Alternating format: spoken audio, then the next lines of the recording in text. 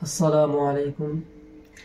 যে কথাটা তুলে ধরা খুব গুরুত্বপূর্ণ মনে করলাম আমি, গত 4/2/2025 মঙ্গলবার সকাল 8:45 গেদে লোকাল রেজাউল করিম ভাই সেই ট্রেনে ফিরছিলেন বাড়ি এবং রানাঘাট থেকে প্রচণ্ড ভিড় জমতে শুরু করে।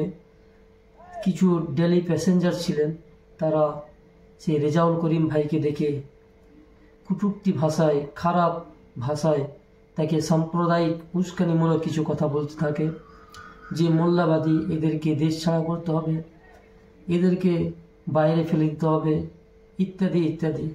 যখন রেজাউল করিম ভাই তাদের কথায় কথা ধরে তখন তিনাকে মারতে শুরু করে, কিল ঘুষি, এমনকি তিনার চুল দাড়ি সব কিছুই ছিঁড়ে দেন এবং তার হাজি রুমালটাও অনেক জায়গায় ছিঁড়ে দিয়েছেন।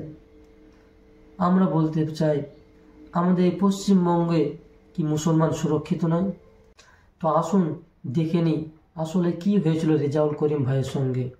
ভিডিওটা আমি তুলে ধরছি, আপনারা গুরুত্ব সহকারে দেখুন। তো ব্যাপারটা কি হয়েছিল সেটা বাংলার মানুষ একটু জানুক, একদম ডিটেলস বলবে। ব্যাপারটা হচ্ছে কালকে হ্যাঁ কাল সকালে আমি বাংলাদেশ গিয়েছিলাম, কালকে ফিরছিলাম বাংলাদেশ থেকে। বর্ডার যখন ক্রস করি তখন ওই 7:30 বাজে। বর্ডার ক্রস করার পরে আমি সমস্ত আমার ইমিগ্রেশন কমপ্লিট করে ট্রেনে উঠি গেদে লোকাল, 8:45 টাইম, গেদে শিয়ালদা লোকালে। ট্রেনে উঠে আমি আমার নর্মাল সিটে বসি, তখন তো মানে স্টার্টিং পয়েন্ট, তো সিট পেয়ে যাই, সিটে বসি এবং বাঙ্কারের ওপর আমার ট্রলি ব্যাগ তুলে রেখে সব নর্মালি ট্রেন আসছিল, রানাঘাট পর্যন্ত ঠিকঠাকই এসেছে। রানাঘাট পর্যন্ত আসার পরে ট্রেনে ভিড় বাড়তে থাকে এবং তখন থেকেই শুরু হয় আমাকে নিয়ে গালাগালি, মানে আমাকে ইশারা ইঙ্গিতে বোঝাচ্ছে, আমাকে গালাগালি করছে যে বাংলাদেশি, বাংলাদেশ থেকে এসে দখল করছে, দেশ দখল করতে আসছে, উল্টোপাল্টা গালিগালাজ, ইসলামকে বিদ্বেষমূলক কথা বলছে, ইসলাম ধর্ম নিয়ে কটূক্তি করতে থাকে এবং মারার হুমকি দিতে থাকে, এরকম করতে থাকে। আমি কোনো উত্তর করিনি, বসে থাকি। তারপরে হঠাৎ যখন পায়রাডাঙ্গা স্টেশনে ঢোকে, আমাকে একজন ভদ্রলোক, আমার পাশের সিটে বসা, তার কোলে ব্যাগ ছিল, সে আমাকে বলে যে বাঙ্কারে কি ট্রলিটা তোর? তো আমি তখন তাকে বলি যে হ্যাঁ আমার ট্রলি। তো তখন বলে যে ট্রলিটা নামা, আমরা কোলে ব্যাগ নিয়ে বসবো আর তুই বাঙ্কারে ট্রলি রাখবি, ট্রলিটা নামিয়ে নে।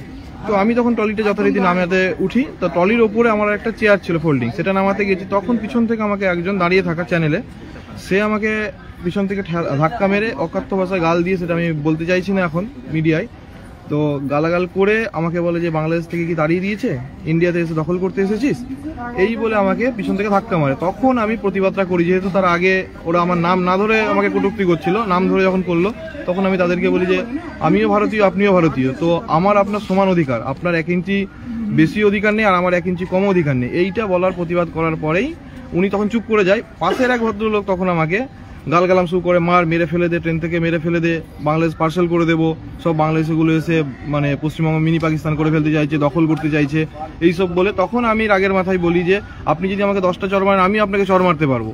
যেই বলেছি তখন ছুটে এসে আমাকে 4-5 জন ছুটে এসে মারতে আসে এবং মারতে শুরু করে দেয়, এই ঘাড়ে এখানে ঘুষি মারে হাত বাড়িয়ে। তো একজন যিনি ওই ব্যাগ নামাতে বলেছেন সেই ভদ্রলোক তখন পুরো আমাকে আকার করে ধরে গার্ড দিয়ে রাখে যে মারধর করবে না, কেউ গায়ে হাত দেবে না, মুখে কথা বলো।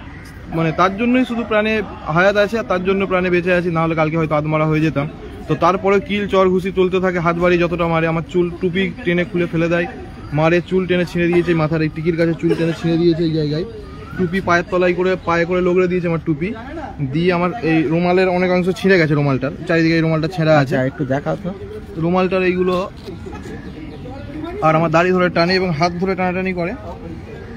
রুমালের এই কোণের ঝাড়ন ছিল যে ছিঁড়েছে, এই কোণের ঝাড়ন ছিঁড়ে দিয়েছে, এই কোণে এরকম যেমন ঝাড়ন আছে এই টাইপের ঝাড়ন দুই সব কোণে ছিল, এই জায়গায় ছিঁড়েছে। রুমালটা টানাটানি করে যতটা পেরে যায় ছিঁড়েছে, কলা থেকে খুলে নিয়েছিল। তারপরে এবার আমাকে কোণে সবাই 13-14 জন মিলে, উনি একা তো রাখতে পারছেন না, কোণে কোণ গুঁজে, আমি যেহেতু লেফট সাইডের সিটে উইন্ডো সিটে বসেছিলাম, এই বাঁদিকে শোল্ডার পুরো ব্যথা এবং মাথায় প্রচণ্ড যন্ত্রণা। কালকে আমি মেডিকেলে গিয়েছিলাম, ডাক্তার দেখিয়ে রাত্রিরে 11টার সময় ফিরেছি। আমি যেহেতু আমি একা ছিলাম ওই জন্য মাথা হতভম্ব হইতাম, কী করবো। ওই জায়গায় আরপিএফে আমার কমপ্লেন করা হয়নি, তার জন্য আজকে আপনাদের সহযোগিতা নিয়ে এই জায়গায় এসেছি। আচ্ছা, তুমি এখন আমরা ডিআরএম অফিসে যাচ্ছি, তো ডিআরএম অফিসের কাছে তোমার দাবিটা কি? দাবি হচ্ছে আমাকে যারা এই ধরনের নিগ্রহ করেছে, মানে প্রাণে মেরে ফেলার প্রচেষ্টা করেছে, আমাকে ট্রেন থেকে ফেলে দেওয়ার হুমকি, হাত ধরে টানাহিচড়া করেছে, তো তাদের যেন দৃষ্টান্তমূলক, তাদেরকে দোষীদেরকে চিহ্নিত করে দৃষ্টান্তমূলক শাস্তির আবেদন জানায়। এবং এই শাস্তি যদি হয়, পরবর্তীতে মানে সকল ধর্মের মানুষের ট্রেনে যাতায়াত নির্বিঘ্নে যাতায়াত করতে পারবে, এটাই আমার দাবি। তোমার কাছে কি কোনো প্রুফ আছে? তার প্রুফ বলতে আমার পাশে, আমার সামনের সিটে ইনি বসেছিলেন এবং ট্রেনের প্রত্যক্ষদর্শী সকলে ছিল। আচ্ছা, তো ফোন বার করতে গিয়েছিল, এরা ফোন কেড়ে নেওয়া হয়েছিল হাত থেকে, দিয়ে বলে ট্রেন থেকে তোদেরকেও ফেলে দেবো, ট্রেন থেকে নাম, সকলকে, কাউকে ফোন নিতে দেয়নি। আর ওরা তো 20-25 জন সংখ্যায় পুরো কম্পার্টমেন্ট ধরতে গেলে। আচ্ছা, এগুলো উত্তরপ্রদেশে আমরা শুনছি এরকম, বা বিজেপি শাসিত রাজ্যে এই সমস্ত ঘটনাগুলো ঘটছে। তো পশ্চিমবঙ্গে কি এতদিন তো এইভাবে খুব একটা আমাদের দেখা যায়নি, টুকটাক মানে বিচ্ছিন্নভাবে দু একটা হয়েছিল, কিন্তু এটা যদি আমরা প্রতিবাদ না করি তো এটা ধীরে ধীরে আরো বাড়বে, কি মনে করো তুমি? হ্যাঁ, অবশ্যই। এটা যদি না এখন প্রতিবাদ করা হয়, আস্তে আস্তে ওরা একটা জায়গা পেয়ে যাবে, আস্তে আস্তে এরকম চলতেই থাকবে। এটা তো আমরা বাংলাকে তো উত্তরপ্রদেশ হতে দিতে পারি না, তার প্রতিবাদ আমাদের সকলকে করতে হবে। তার দাবিতেই আমি আজকে ডিয়ার মার্কেটে এসেছি আপনাদের সাথে। আচ্ছা, তো তুমি রেজাউল ইসলাম ভাইয়ের কি অপরাধ ছিল?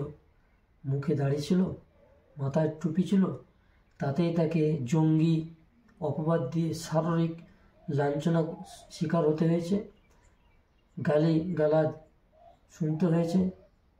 আমি বলতে চাই আপনাদেরকে, এই ভিডিওটা বেশি বেশি শেয়ার করুন, যাতে এই অত্যাচারী মানুষগুলো ধরা পড়ে এবং আইনের আয়ত্তে আসে, সঠিক বিচার পায় এই রেজাউল করিম ভাই।